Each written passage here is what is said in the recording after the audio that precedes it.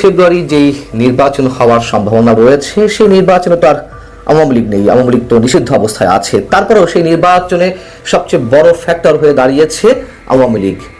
ভোটের মাঠে প্রতিদ্বন্দ্বিতায় না থেকেও জয় পরাজয়ের নির্ধারক হয়ে উঠেছে। দেশে ফিরে আসবেন সাবেক প্রধানমন্ত্রী শেখ হাসিনা, অংশ নেবেন নির্বাচনে, বলেছেন তার ছেলে Sajeeb Wazed Joy. So the Awami League is not involved in any violence whatsoever. Our campaign now is asking people not to vote in these rigged elections.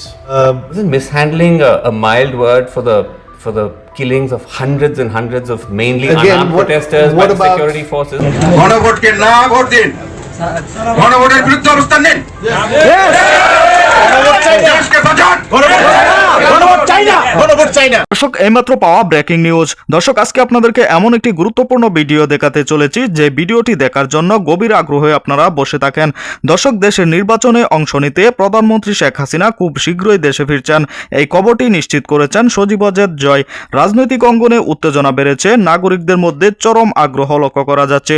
দর্শক, এ বিষয়ে বিস্তারিত আলোচনা করা হয়েছে এই ভিডিওতে, তাই এক সেকেন্ডও না টেনে পুরো ভিডিওটি দেখবেন। চ্যানেলে নতুন হলে সাবস্ক্রাইব করে রাখবেন পরবর্তী আপডেট পাওয়ার জন্য। ভিডিওতে একটি লাইক করে দেখতে থাকুন সম্পূর্ণ ভিডিওটি। Is asking people not to vote in these rigged elections. That's what they're doing. Okay, but let me ask you this. For anyone listening to you, it seems like almost there is no acknowledgement of the huge public anger that ousted your mother, the decades of repression that burst onto the streets. Your mother's government makes a brutal attempt to suppress that uprising, fails. She has to leave the country. No remorse for any of that? That is not true. If you've listened to my statements online, I have said again and again the Awami League mishandled the protests. Our government mishandled the protests. Isn't mishandling a mild word for the killings of hundreds and hundreds of mainly unarmed protesters by the security forces ordered by your mother? None of it was ordered by my mother. If my mother had been willing to kill protesters, she would still be in power. You look at what's happening in Iran right now. Are they able to do anything? No. My mother's statement. Yes. Again and again, and to me, my conversation that day was, they are marching on the Prime Minister's residence. Our special security force and the Prime Minister's guards are ready to defend her. But if that happens, hundreds will die. I don't want their blood on my hands. That is what my mother said. During that time, hundreds of police officers were killed. Hundreds of our activists were killed as well. This regime actually granted immunity to the protesters for the killings of. Let's stay away from this regime for a second, because when you say your mother didn't give the instructions, you saw the Al Jazeera reporting on it, the BBC reporting on it, the recordings that were there. Yes, if I can just finish. Where your mother can be heard saying she's cleared the use of lethal force against the protesters. She says, I've issued an open order. Now they will use lethal weapons, shoot wherever they find them. No, that is actually, both Al Jazeera and BBC have taken that clip out of context. I have put that full clip on my Facebook page. She says she orders for the arrests of protesters and lethal force to protect property and life against militants. There were militants involved in it. There are videos online of civilians with weapons. Hold on, but if I can just come in on the clip though, because I've heard you say this in other interviews, that you put the full clip on your social media pages. We looked, we scoured your social media pages, we couldn't find any such clip. That is strange. So would you be prepared to share that with us? Of course, I'll put it back up. Several clips have been taken down, and I'll tell you why. Okay, but when you say that she was issuing an order about property, that doesn't seem to be what she said. When she says, I've issued an open order, now they will use lethal weapons, shoot wherever they find them. That seems like a very broad-based instruction. But that is for violent protesters, armed protesters, terrorists, not for unarmed protesters.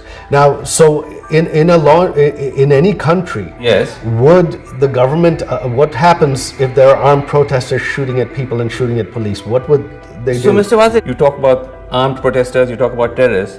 Look at the sort of people who've been shot and killed. Abu Saeed, 25-year-old college student, unarmed, shot point blank by the police. His killing was caught on camera, went viral. Is he an extremist? Zobaid Hossein Iman, 12 years old. He was shot in the head by security forces firing from a helicopter. Mir Rahman Bugto, also 25, also a student, also unarmed, shot dead by the police. 12ই ফেব্রুয়ারি যেই নির্বাচন হওয়ার সম্ভাবনা রয়েছে সেই নির্বাচনে তো আর আওয়ামী লীগ নেই, আওয়ামী লীগ তো নিষিদ্ধ অবস্থায় আছে। তারপরেও সেই নির্বাচনে সবচেয়ে বড় ফ্যাক্টর হয়ে দাঁড়িয়েছে আওয়ামী লীগ। ভোটের মাঠে প্রতিদ্বন্দ্বিতায় না থেকেও জয় পরাজয়ের নির্ধারক হয়ে উঠেছে আওয়ামী লীগ। এমন মন্তব্য যখন দেশের মধ্যে কেউ কেউ আমাদের মধ্য থেকে করছেন, সেটি এখন দেশের গণ্ডি ছাড়িয়ে আন্তর্জাতিকভাবে আলোচনায় উঠে আসছে। গবেষণাধর্মী আন্তর্জাতিক গণমাধ্যম দ্য ডিপ্লোম্যাট তেমনই একটি প্রতিবেদন প্রকাশ করেছে। আমি দ্য ডিপ্লোম্যাটের অংশবিশেষ আপনাদের সাথে একটু শেয়ার করি এবং নিঃসন্দেহে তাদের হিসেব একেবারে খারাপ নয়, কোথাও কোথাও আমাদের দ্বিমত থাকতে পারে। দ্য ডিপ্লোম্যাট বলছে যে ভোটের আর মাত্র 1 মাসেরও কম সময় বাকি রয়েছে। এর মধ্যে নানান জরিপ পরিচালিত হচ্ছে বিএনপি এবং জামায়াতে ইসলামের মধ্যে। সেসব জরিপের কোনোটিতে বিএনপি ব্যাপক ব্যবধানে এগিয়ে রয়েছে, আবার কোনো জরিপ হাড্ডাহাড্ডি লড়াইয়ের পূর্বাভাস দিচ্ছে। ডিপ্লোম্যাট বলছে যে আসন্ন নির্বাচন মূলত দুই শক্তির লড়াই। তারা হলো মধ্য ডানপন্থী বিএনপি নেতৃত্বাধীন জোট বনাম অতি ডানপন্থী জামাত নেতৃত্বাধীন ইসলামপন্থী জোট।